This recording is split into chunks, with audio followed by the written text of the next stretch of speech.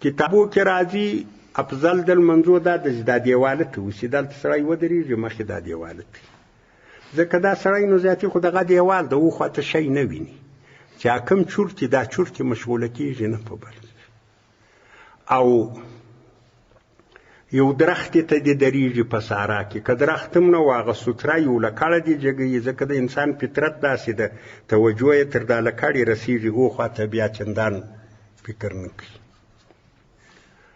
او دا په حدیث کې راغلی دی، نبی علیه الصلاة والسلام وایي چې که تاسې پر لمانځه ولاړ واست مار یا لړم راغی وایي وزن یې،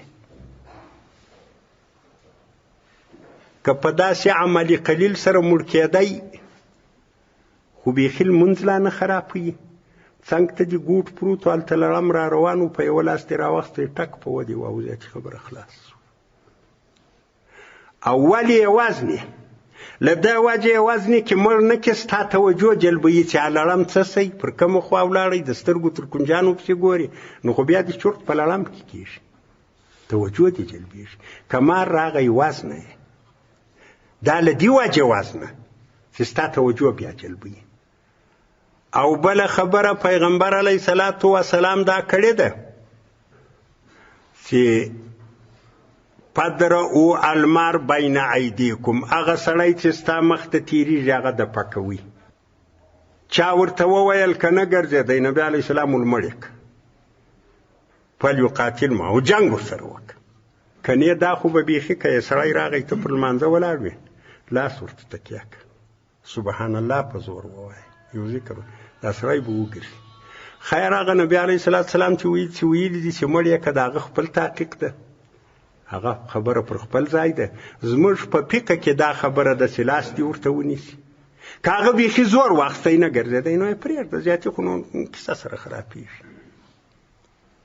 دا ولې نو دا سړی چې تېر سی نو څه وسو؟ دا له دې وجې لاس ورته نسته ستا په مخ کې تېر ستا توجه جلبوي. هر هغه شی چې ستا توجه جلبوي که څه هم د یو څه په قیمت سره یې باید هغه دفع کړي. نبی علیه الصلاة والسلام یو حدیث کې وایي ښځه د سړي مخ ته تېره شي، خر د سړي مخ ته تېر شي، سپی د سړي مخ ته، دا لمونځ فاسدوي. مراد له فساد د حضور ده، لمونځ صحیح صحیح مګر دی ځای کې به درېږي چې ښځه یې مخ ته نه تېرېږي، خره یې مخ ته نه تېرېږي، سپي یې مخ، ځکه هغه حضور خرابوي. ښځه خو انسان طبیعي طور مائل ده، طبیعت یې ښځو ته مائل ده، نو چورت یې په بندېږي. او خره او سپي بیا شیطانان دي، پر له غورځي غاړي پر له واړي یې سره دورې علاقې دورې د سړي چورت ورګرځي. ټول هغه امکانات ټول هغه اسباب چې دلته د لمونځګزار چورت ورګرځوي هغه کې به مسلمانان کوشش کوي دا کار به نه کوي. کوشنیان به ماجد ته له ځانه سره نه راولي. دا کوشنیان څه دي؟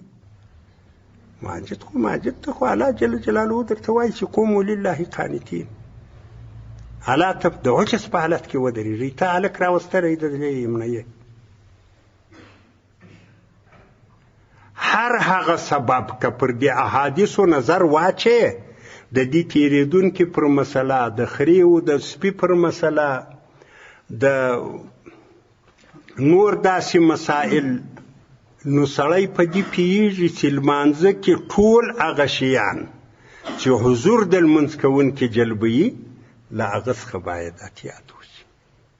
تر لمانځه مخکې هغه آزار دفع که، هلکان پسې واخه، که څوک نه راتلو دروازه ورته بنده که، کور ورته ووایه چې ماجد ته خو ډېر خلک راځي، سړی بد ښکارېږي، هلک په پسې یې راشي زیاتې دورې غوزار شوه پر دې شي وخېزه وکړه دا وکړه. دا کار نه ده، دا کار چې هر څوک کوي دا غلط ده، دا د شریعت خلاف ده، دا د پیغمبر د ارشاداتو خلاف ده، دا د لمانځه د تقاضا خلاف ده. دا کارونه باید نه وشي. که ښځې کورو کې ښځې هغه هم دا زموږ خبرې به شاید تر یو ځایه پورې اروي، هغه دې هم د لمانځه پر وخت کوشنیان نه رالیږي. دا د ښځې دپاره هم جرم ده چې په خپله دې عادت زړولی ده وسې پاللی نه سئ زیاتې په ماجد کې هم نه. دا کار غلط ده. لمانځه پر وخت باید کوشنیان سړی وروزي، کوشنیان کور کې، کوشنیان آرام کې، لمانځه د خلکو لمنځونه نه په خرابوي.